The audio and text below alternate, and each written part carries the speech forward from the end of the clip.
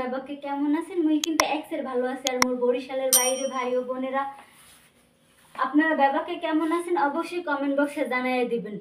আর দেখুন আজকে আমি যে টপিকটা নিয়ে চলে আসছি, সে শাড়ি পরতে পারি না, তারপর দেখুন আপনাদের ভিতর কেমন লাগে, মানে আপনাদের কাছে ঠিক আছে কি না এই শাড়িটা পরা অবশ্যই জানাই দিবেন কমেন্ট বক্সে। আর এই শাড়িটা কিন্তু আমার শাশুড়ি আমারে গিফট করছে বিয়ের সময়, ঠিক আছে। এখানে অনেক মানুষই অনেক কিছু গিফট করছে, কিন্তু আমি আমার শাশুড়ির শাড়িটা সবসময় মানে যত্ন করে রাখি, বেশি পরি না, কারণ এটার ভিতরে অনেক চমকিতে ভরা। চমকিতে ভরার কারণে মানে আমার গরমের আমি হয় না, এই জায়গায় তো বেশি ঠান্ডা নেই, সবসময় গরম। তো আমি যদি কোনো জায়গায় বিয়ে শাদীর অনুষ্ঠানে যাই তখন এইটা পরি, এছাড়া আর পরা হয় না। তবে আমার কাছে শাড়িটা অনেক অনেক সুন্দর লাগে। শাড়িটা আসলে কিন্তু অনেক অনেক সুন্দর, শাড়িটা আমার কাছে অনেক ভালো লাগে। এখন যদি এরকম একটা শাড়ি কিনতে যায় তাহলে দেখা যাচ্ছে কমসে কম 10 থেকে 15 হাজার টাকা লাগবে শুধু এমন একটা শাড়ি কিনতে যাইতে। যদি মার্কেটে যান কিংবা বলেন যে এরকম একটা শাড়ি চাই, তখন মনে করেন যে তারা এভাবে ই করবে। এই যে শাড়ির আঁচলটা দেখুন যে কতটা সুন্দর আঁচলটা, ঠিক আছে, দেখেন কতটা সুন্দর। এরকম একটা শাড়ি মার্কেটে কিনতে গেলে কমসে কম আমাদের 10 হাজার টাকা লাগবে, সর্বনিম্ন 10 হাজার টাকা। কিন্তু আমার শাশুড়ি আমার এটা দেওয়ার কারণে আমার ভালো হয়েছে, আমার কিনতে যাইতে হয় না মার্কেটে।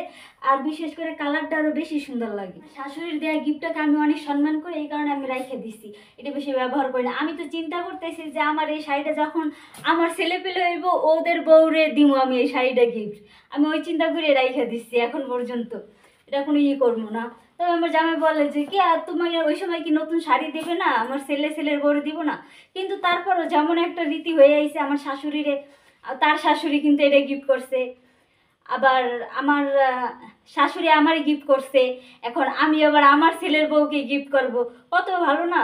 এই কারণে আমি সুন্দর করে যত্ন করে রাইখে দিছি বলতে মানে আমার মনে হয় না যে আজকাল এই যুগে এখন যে শাড়ির দাম, সে দাম অনুযায়ী এই শাড়িটি কিছু এটা 10 হাজারের বেশি নেবে এই শাড়িটার দাম।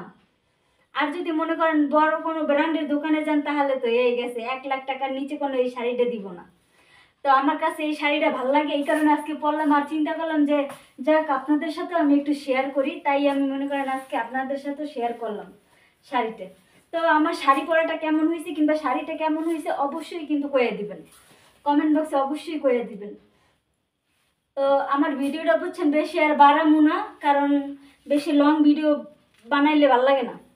এই কারণে আমি আজকে শর্ট একটা ভিডিও বানাবো, ছোটোখাটো ওই ভিডিওটা বানাবো।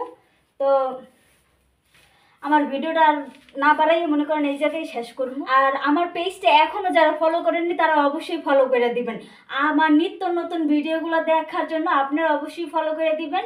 ফলো করে দিলে কিন্তু নিত্য নতুন ভিডিও আপনাদের কাছে পৌঁছে যাইব। তো সবাই ভালো থাকবেন, সুস্থ থাকবেন, আমার লেগে দোয়া করবেন। আল্লাহ হাফিজ।